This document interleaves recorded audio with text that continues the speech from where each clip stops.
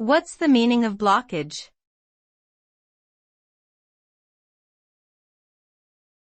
Blockage.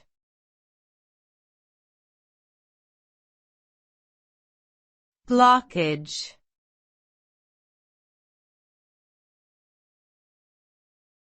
Blockage.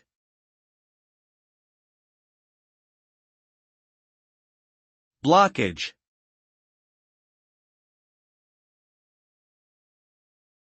Blockage refers to the state of being obstructed or impeded by something that prevents normal flow or progress.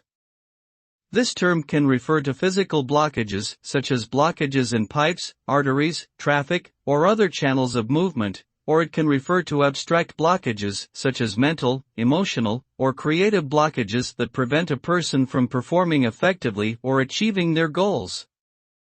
Blockages can have serious consequences, ranging from physical damages, delays, and inefficiencies to emotional distresses, mental health issues, and productivity losses.